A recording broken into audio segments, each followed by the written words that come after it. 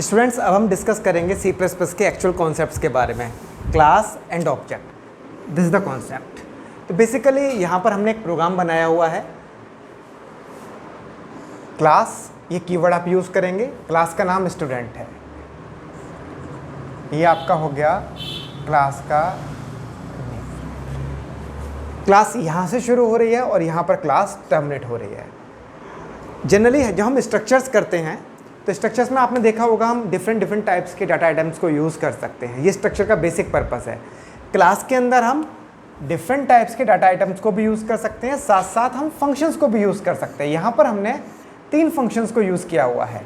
First है gate data function, second show data and third है set data function.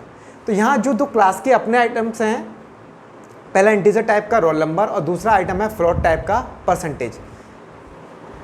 Gate data function में user से हमने roll number और परसेंटेज का इनपुट लिया हुआ है। शो डाटा के अंदर हम रोल नंबर और परसेंटेज को आउटपुट में डिस्प्ले करा रहे हैं।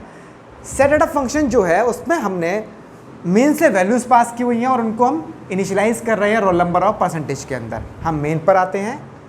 स्टूडेंट S1 S2, ये जो 2 हैं ये हो गए क्लास के objects. Object is basically an instance of the class. एक क्लास का इंस्टेंस होता है ऑब्जेक्ट, जो क्लास के अंदर की सारी चीज़ों को प्रेजेंट करता है। अगर हम एग्जांपल लें जनरल लाइफ में, सपोज एक इंजीनियर क्लास है। एक इंजीनियर पढ़ता है, उठता है, बैठता है, भागता है, दौड़ता है, ये सारे उसके फंक्शंस हैं। और एक इंजीनियर का नाम है राम कुमार। तो Ram Kumar is basically the object of engineer class. जो भी इंजीनियर करते हैं वो सारी चीज़ों को राम कुमार प्रेजेंट करता है। तो ऑब्जेक्ट और क्लास, इनका बेसिक डिफरेंस वही हो गया जो राम कुमार और इंजीनियर क्लास में है।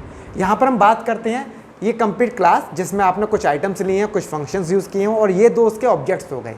ऑब्जेक्ट मेमोरी के अंदर उतना ही स्पेस लेंगे जितना एक क्लास ऑक्युपाई करती है। जैसे हमने स्ट्रक्चर्स में भी पढ़ा है, स्ट्रक्चर्स के भी हम ऑब्जेक्ट्स बनाते थे।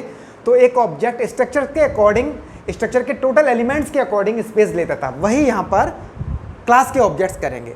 S1 डॉट गेट डाटा, अब आपने ये ऑब्जेक्ट के थ्रू क्लास के अंदर के फंक्शन को कॉल किया है।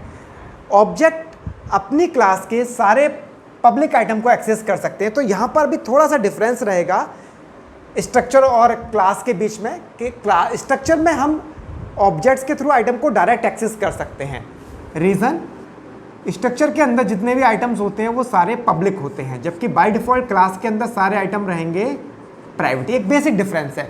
तो यहाँ आप डायरेक्ट गेट डाटा फंक्शन को नीचे नहीं एक्सेस कर सकते, मेन में एक्सेस नहीं कर सकते। यहाँ पर आपको यूज़ करना पड़ेगा एक कीवर्ड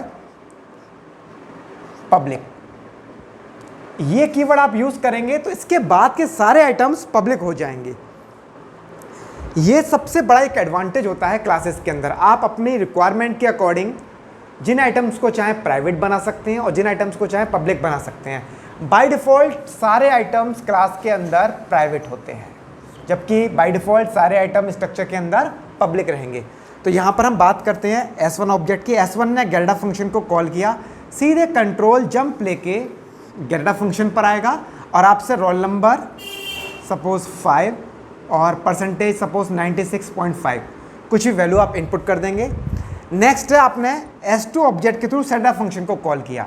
तो 21 जो आपका है वो रोल नंबर में चला जाएगा और 75.5 ये आपका परसेंटेज के अंदर आ जाएगा। देखिए यहाँ पर इस तरह से 21 ये वैल्यू यहाँ पास हो जाएगी, 75.5 यहाँ पास हो जाएगा, ये वैल्यू रोल नंबर के अंदर, ये वैल्यू परसेंटेज के अंदर। इस तरह से आपने S2 के रोल नंबर में 21 असाइन कर दिया और S2 के परसेंटेज में 75.5 असाइन कर दिया।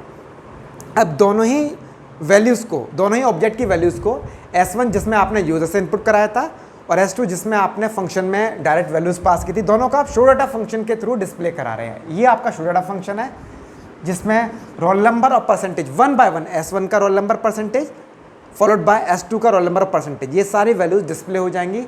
यहाँ पर आपका प्रोग्राम टर्मिनेट हो जाएगा। तो आपने देखा कि हम क्लास के अंदर डिफरेंट टाइप के फंक्शंस को यूज़ कर सकते हैं।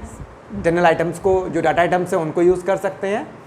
तो और बाय डिफ़ॉल्ट सारे आइटम्स क्लास के अंदर प्राइवेट रहेंगे, स्ट्रक्चर के अंदर जो पब्लिक होते थे। दूसरा डिफरेंस आ गया कि स्ट्रक्चर के अंदर हम फंक्शंस को डिज़ाइन नहीं कर सकते, जबकि क्लास के अंदर फंक्शंस अलाउड हैं। ये बेसिक डिफरेंस रहेगा क्लास और स्ट्रक्चर के अंदर। तो अभी हमने फर्स्ट टॉपिक पर हाईलाइट किया classes and object. That's it.